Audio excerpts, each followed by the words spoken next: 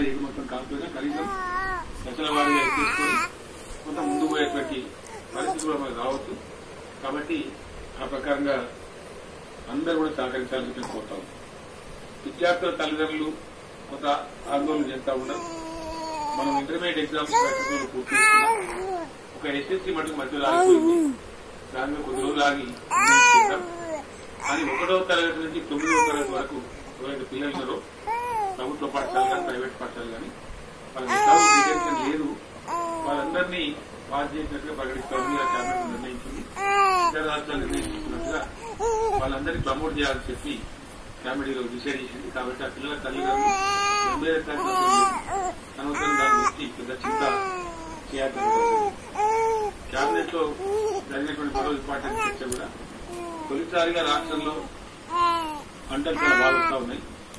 పంటలు జరుగుతాయి, పండుతాయనే ఆశాభావంతో ముఖ్యంగా కార్యక్రమ ప్రాంతాల్లో కొన్ని ఇతర ప్రాంతాల్లో కూడా పంటలు వేసుకున్నారు. కొంచెం లేరుగా వేసిన వాళ్ళు ఉన్నారు. చాలా మంది మినిస్టర్స్ వాళ్ళ జిల్లాలు వాళ్ళ అవసరాలను బట్టి ప్రజల మాట్లాడి కోరుతున్నారు. ఏప్రిల్ 10కే క్లోజ్ చేద్దామని అనుకున్నాం.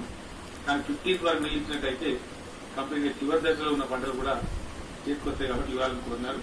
సో అన్ని ఇరిగేషన్ రాష్ట్రంలో అన్ని ఇరిగేషన్ ప్రాజెక్టుల కింద లిఫ్ట్ ఇరిగేషన్ ప్రాజెక్టుల కింద కూడా వ్యవసాయానికి ఏప్రిల్ 15 వరకు నీళ్లు ఇవ్వాలని చెప్పి క్యాబినెట్ నిర్ణయించింది. దాని ఇరిగేషన్ శాఖకు ఆదేశాలు కూడా ఐఏసీ గారు జారీ చేయడం జరిగింది. ఆ ప్రకారంగా నీళ్లు ఏప్రిల్ 30 వరకు ఇవ్వబడతాయి. ఈసారి 15 వరకు ఇవ్వబడతాయి. ఇంకా గౌరవ ప్రధానమంత్రి గారు నరేంద్ర మోడీ గారు ఈరోజు అన్ని రాష్ట్రాల ముఖ్యమంత్రులతో లెఫ్టినెంట్ గవర్నర్లతో వీడియో కాన్ఫరెన్స్ నిర్వహించారు. దాదాపు 3 గంటల పాటు చాలా సుదీర్ఘంగా సమావేశం జరిగింది. అన్ని రాష్ట్రాలు కూడా తమ తమ అభిప్రాయాలు చెప్పారు.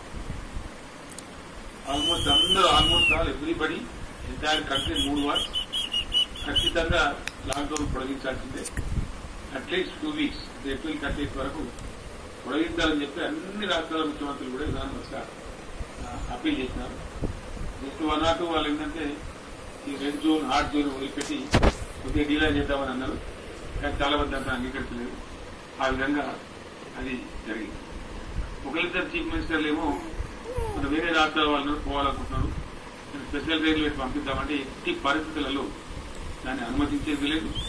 ఇంకా ఎక్కడున్న వాళ్ళు అక్కడే ఉంటారు క్షేమం. ఈ 15 రోజులు కళ్ళు మూసుకొని గడిపేస్తే ఇండియా మనం చాలా బాగా ఇక్కడికి కంట్రోల్ చేయగలిగాం ఇతర ప్రపంచంతో పోల్చుకున్నప్పుడు. కాబట్టి అట్లే యథార్థ స్థితిని కొనసాగించాలని చెప్పి కూడా నిర్ణయం జరిగింది. దానిలో మనం మన రాష్ట్రం పక్షంగా మాట్లాడుతూ మన వారి అభిప్రాయం చెప్పినాం.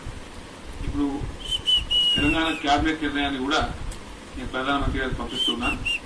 మనం కొన్ని డిమాండ్లు కూడా చేసినాం.